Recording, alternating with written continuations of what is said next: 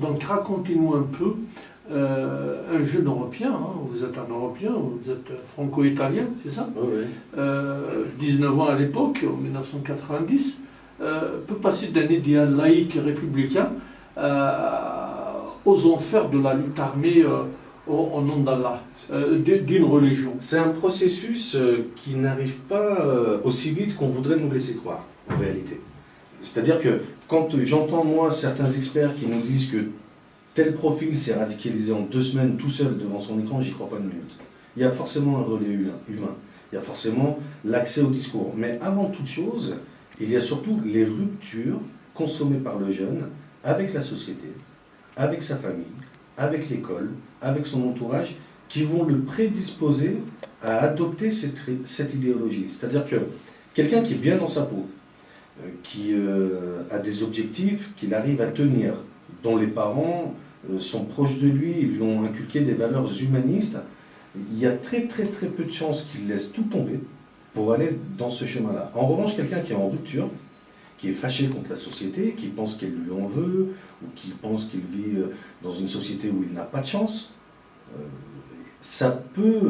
il peut prêter l'oreille. Parce qu'en réalité, on a plusieurs types de profils. On a des jeunes de cité, on a des jeunes de milieux aisés. Nous savons aujourd'hui avec les chiffres du ministère des Affaires étrangères qu'environ 17% des candidats au djihad qui sont partis en Syrie et en Irak sont passés par la case prison préalablement. Seulement 17%, moins d'un cinquième. Et on a à peu près la même proportion qui vient de milieux très aisés. On a des gens d'origine nord-africaine, de culture musulmane, on a des gens d'origine autres que nord-africaine, qui ne sont pas de culture musulmane, qui n'ont jamais été dans cette famille-là spirituelle. Le seul vrai dénominateur commun qu'il y a entre tous, c'est la jeunesse. Parce que c'est un âge éminemment dangereux. Vous êtes en recherche d'identité. La mort, c'est pour les plus de 40 ans, ça ne vous concerne pas. On le voit avec certains, la façon dont ils roulent en moto. Il y en a qui font des sports extrêmes, ils grimpent des falaises sans filet, sans corde. Parce que la jeunesse n'a pas conscience de la mort. C'est quelque chose d'abstrait pour elle. Si un jeune se sent incompris par ses parents, ou ne veut pas suivre le modèle de ceux-ci, parce qu'il pense qu'ils ont été pas à la hauteur pour des raisons personnelles ou que sais-je, il est fâché avec ses parents, il est en rupture avec la société, parce qu'il pense qu'elle lui en veut, ou qu'il n'y a pas sa place. Il peut se laisser emporter par ce discours, parce qu'au départ, on ne vous dit pas, vous allez tuer des gens, vous allez faire la guerre, vous allez mourir, et on vous dit, tu intègres un groupe, on va prendre soin de toi, tu deviens notre frère, on va t'appeler souvent, on sera à tes côtés, on va te donner des réponses sur l'histoire, avec une lecture très orientée. On va te donner une réponse sur ta situation sociologique. Par exemple, si on a affaire à un jeune issu de l'immigration, qui est français, mais qui n'a pas sa place dans cette société, il peut se laisser séduire par un message qui va revisiter l'histoire en lui disant « Tu n'es pas pauvre parce que tes parents sont d'origine étrangère, parce qu'ils ne connaissent pas les codes de cette société. Tu n'es pas pauvre parce que ton père est resté ouvrier et ta mère femme au foyer. Tu n'es pas pauvre parce que tu es issu d'une classe prolétaire, dans des quartiers populaires.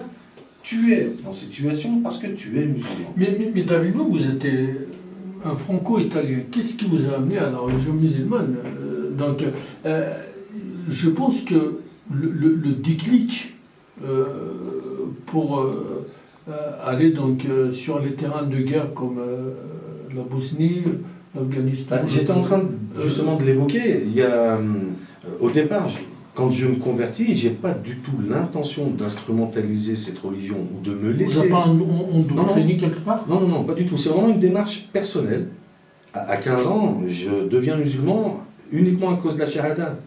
Parce que la ilaha illallah, il n'y a de Dieu que Dieu. Quand vous ne comprenez pas la Trinité, que vous êtes croyant, c'est magique. On vous simplifie la conception divine. Vous avez dû fréquenter les familles musulmanes? Oui, j'avais les parents de mes amis, justement, j'en parlais à Kamel avant que vous veniez. Ça vous a aidé un peu? C'est ça, il y avait une proximité, mais c'était un islam de culture orale, qui enseignait le respect de la parole donnée, le respect du travail, le respect des parents, le respect des professeurs, le respect des voisins. C'était un islam traditionnel oral d'Afrique du Nord qui avait de vraies valeurs humanistes, sans le savoir finalement. Tous n'étaient pas des anges, hein, nous sommes d'accord. Mais pour ceux qui avaient gardé une dignité et qui n'étaient pas à tourner le dos à leurs voisins, prêts à rendre service, ben, c'était des gens qui pratiquaient, mais modestement. Qui ne savaient pas lire et écrire, c'était pas des ulama. Hein. Oui, mais en 95, David, non, mais on va tout dire, hein, on va parler un peu de votre passé, mais le travail que vous faites aujourd'hui, c'est très important.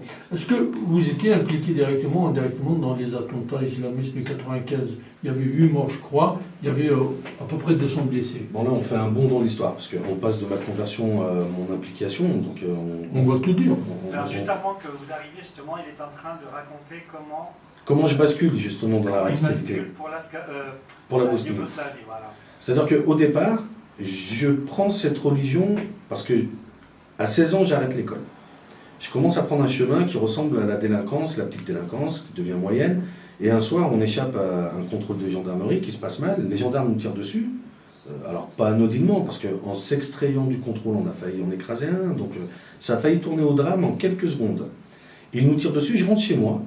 Et je me dis, tu vas finir dans un entre-ligne de faits divers, voilà tout ce que tu vas gagner. Ressaisis-toi. Et je prends cette religion pour me cadrer. Je retourne à l'école pour passer un diplôme d'assistant d'architecte, mais c'est ça, moi, qui m'intéresse dans cette religion. Et arrive le drame bosniaque. Dans la mosquée, on en parle, mais c'est tellement gros, c'est tellement ahurissant. J'ai même vu une cassette VHS, ça me paraît incroyable que ça puisse arriver. Donc je continue à aller à l'école, je ne me laisse pas embarquer dans ce discours du djihad ou quoi que ce soit. Et un jour, je tombe sur le témoignage d'une femme de Médecins sans frontières qui revient de Yougoslavie. Elle est interviewée par Élise Lucet, si ma mémoire est bonne, sur France 3.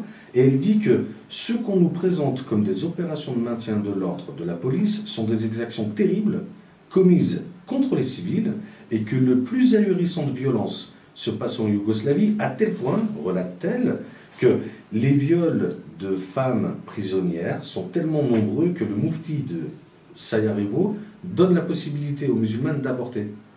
On est arrivé à un niveau de violence, et quand je reçois ça, c'est comme si je prenais un obus de 155 en plein visage. Je sais que je vais y aller. Parce qu'à l'âge de 15 ans, je me suis juré, lorsque je vois le film Nuit et brouillard, sur la Shoah, sur l'extermination des Juifs en Europe, on nous avait dit plus jamais ça. Et moi, j'avais prêté serment. Je dis, ok, plus jamais ça. Si jamais l'histoire, à 15 ans, quand on se promet des choses, on ne les prend pas à la légère. Et donc, je me promets à 15 ans que si l'histoire se répète, je serai de ceux qui combattraient ce genre de fascisme. Et à 19 ans, j'ai pris le chemin de m'intégrer dans une vie normale, et il y a le dossier bosniaque, qui fait la une du 13h, la une du 13h, du 20h. Dans la foulée du témoignage de cette femme de Médecins sans frontières, il y a Simone Veil qui rentre du camp de Vukovar au mois de décembre 92. C'est un camp terrible, hein, où les gens meurent par dizaines tous les jours. Et elle dit qu'on ne peut pas libérer les camps comme l'ont fait les chars soviétiques en 1944 en Pologne. Et là, je réalise que plus personne ne va aller les aider. C'est fini.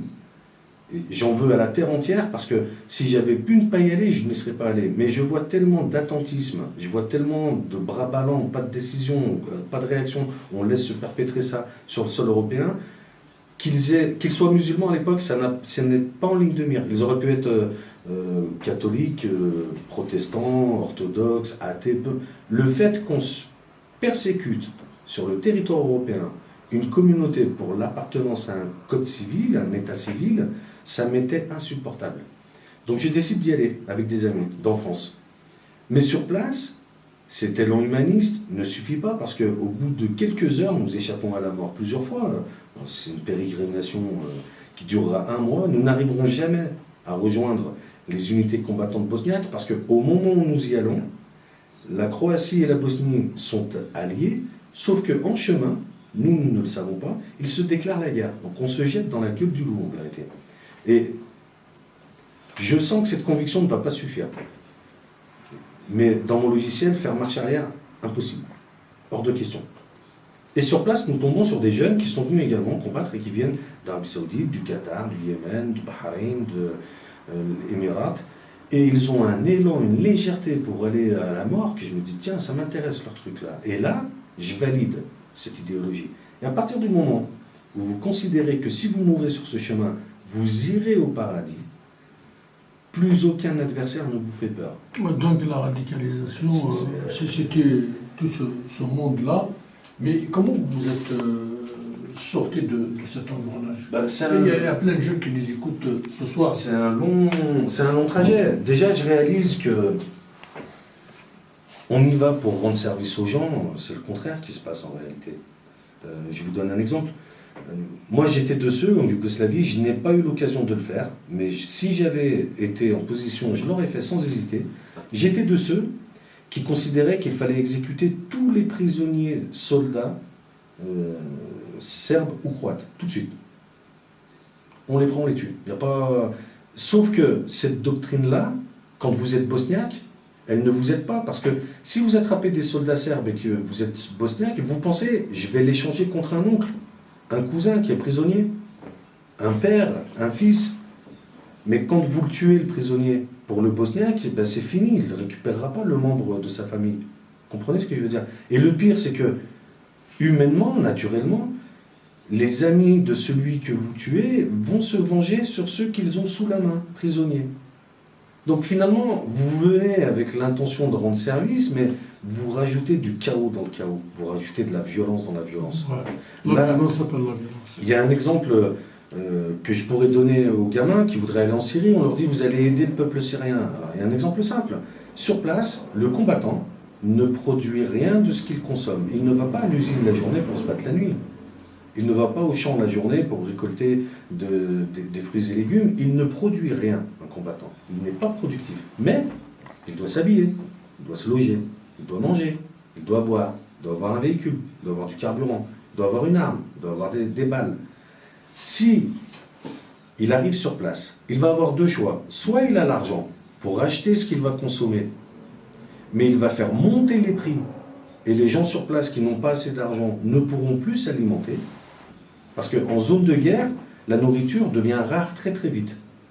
Si vous êtes syrien, que vous avez 4 enfants à nourrir, mais 4 $ seulement, et que moi je viens d'Europe avec mon Kalachnikov et j'ai 1000 $ dans la poche, je vais acheter toute la nourriture et lui va mourir de faim avec ses enfants. C'est ça qui se passe en réalité. Ça, c'est s'il y a l'argent. S'il n'y a pas l'argent, on se sert sur les civils. Parce que la doctrine islamiste, elle vous dit ça. Si le paysan refuse de vous donner une vache, c'est que c'est un adou Allah, c'est un ennemi. Il faut le tuer et on prend sa vache. Donc, les jeunes, quand on vous dit dans le djihad, vous allez aider les civils, ça n'est pas vrai. Vous avez pris des cours d'arabe là-bas?